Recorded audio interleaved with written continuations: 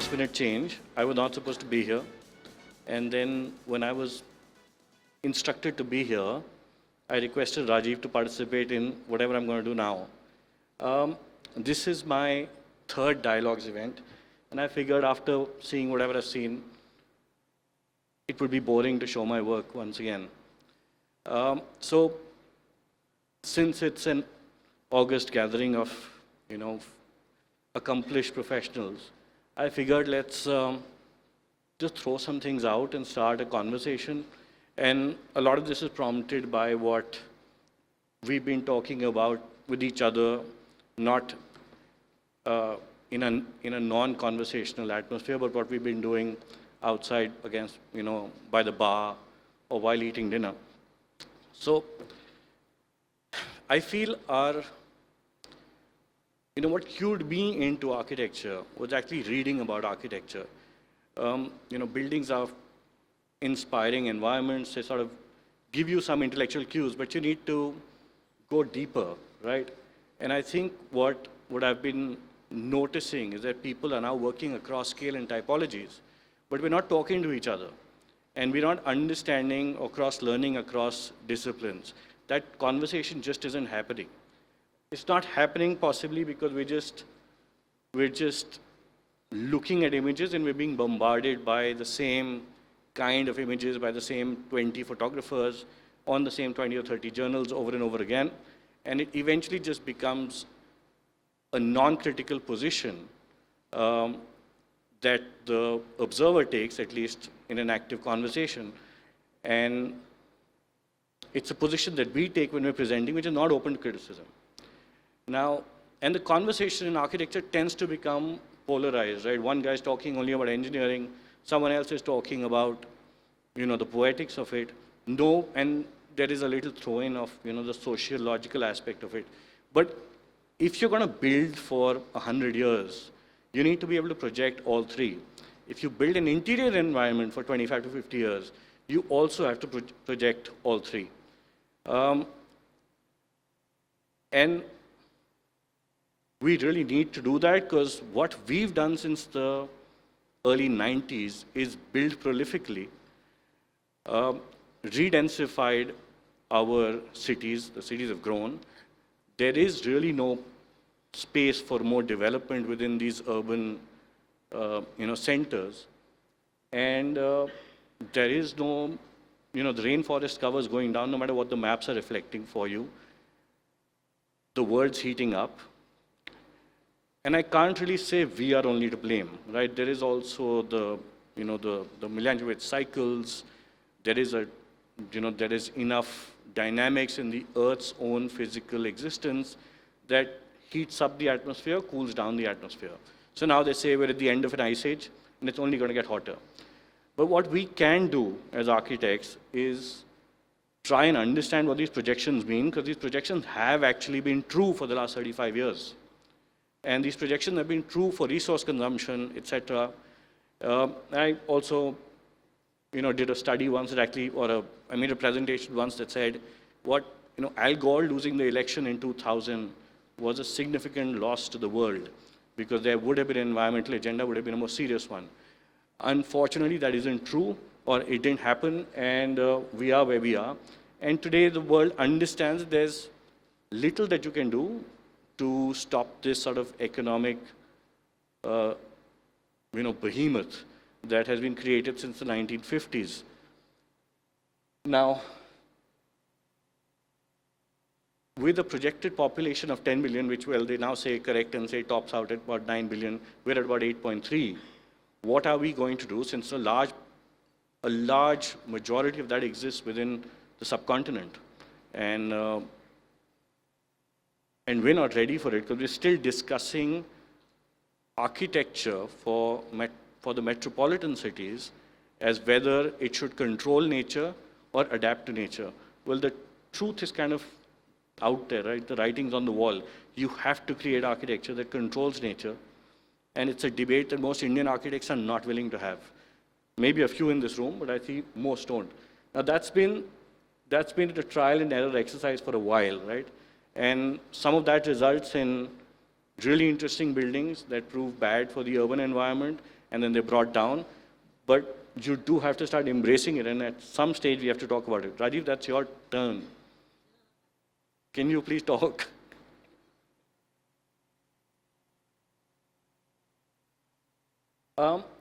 So,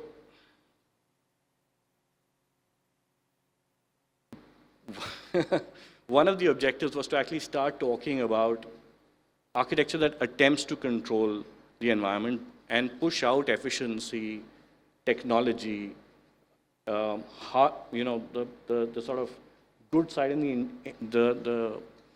the energetic side of engineering, and refer to works of guys like Buckminster Fuller and Renzo Piano, essentially the British high-tech and whatever started the high-tech movement, because these guys really pushed out whatever's happening at scale today. And there is tremendous learning for that. Because a lot of what they projected may have been like a sort of, mad science project, but it does a lot of the learning in it, theoretically, engineering, the technique to build has actually come true, right? The most expensive building in the world, the Hong Kong Shanghai Bank, still stands. Look at it and see what it's been doing for the last so many years. Look at how it was built, what the objectives of the Hong Kong Shanghai Bank were, what it does to the plaza below it, and how they actually use that for not just, it was a financial trade, but what it actually did for placemaking for Hong Kong in itself. Or then start looking at, architecture outside the metropolis, which is, like I said, the one that embraces nature. And the conversation kind of slows down, right? But because that's buildings moving away from urban centers, that building moving away from where the mass of humanity is actually going to gravitate towards. And that's also where you were coming in. But I think when we talk about architectural projects and our practices and how you want to exist, what you want to create for the next, what legacy you want to create for the next 50 to 100 years, we forget that the buildings that actually exist for a long duration are the ones that nobody has the courage to break.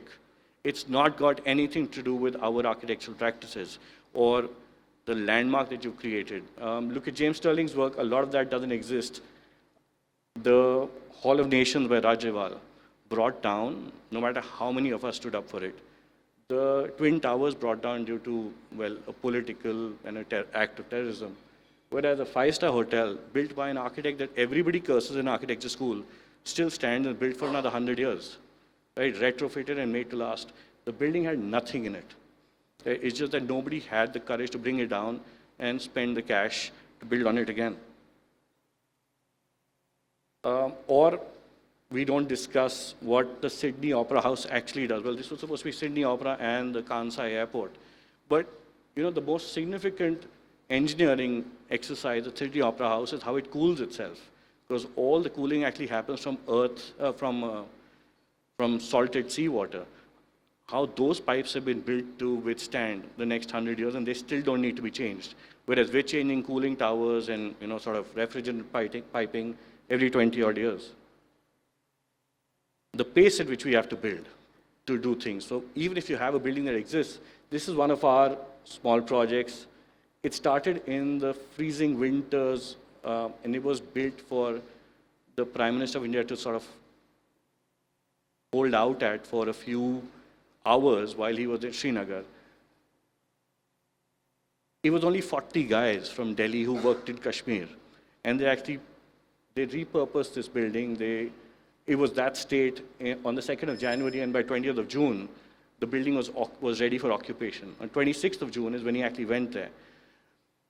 So the pace at which we have to build, the pace at which we have to start talking to each other, the understanding of how quick our documentation has to be, and how intense it has to be, is a conversation, again, that we don't have. We don't really debate on forums like this. And I really look forward to some of that stuff, because I think there's so much cross-scale learning, right? I was amazed at Yatin's presentation yesterday, because it just hit home to me. We're just not doing that. We're not discussing numbers. We're not discussing data points. But we're talking about small material techniques, whereas there's so much more to be done, right? And I'm going to ignore that. Move ahead. And What we're doing now in our practice is to actually start scaling up using the essential principles of British high tech to start working in modular systems, longer term industry-based research, so that building is a mass timber project built out of Manesar and then shipped to Goa. It took us 4 months to build about 8,000 odd square feet, where every nut and bolt was custom made for us, but it was made in an industrial setup with all kinds of certifications, so that we're actually cognizant of what's really going on and how this building is actually going to behave over the next 10 years, 20 years, 25 years, and 30 years. And then we're doing that for housing as well. So, we've started doing a lot of modular, low-cost work for scale, but what we're pushing in there is a serious understanding of how you're going to retain water. So now almost every project that's beyond an acre for us has not just, the regular rainwater retention, but we've actually got Venetian cisterns in every courtyard.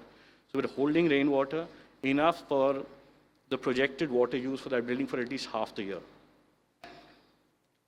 And yeah, I can stop there. We're also looking at new mobility, and we're talking to the government of Delhi for how to actually start breaking these, how to stop doing multiple infrastructure projects that actually don't work. So they have a metro, then they have a metro program, they have a bus program, both of which don't work, both of which are not funded well enough, both of which they cannot pay for.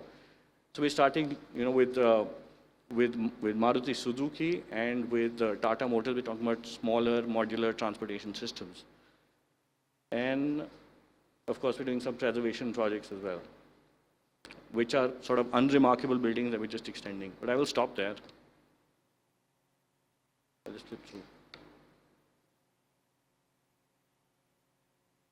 So I think if we as architects start engaging in dialogue amongst ourselves, which is more critical, on forums like this, we might be in a position of leadership, because these forums are actually very influential, filled with influential guys. Part of presenting what you do is also where you're coming from and where you want to go. And that's what I thought would be expected over here, given this topic. Thanks.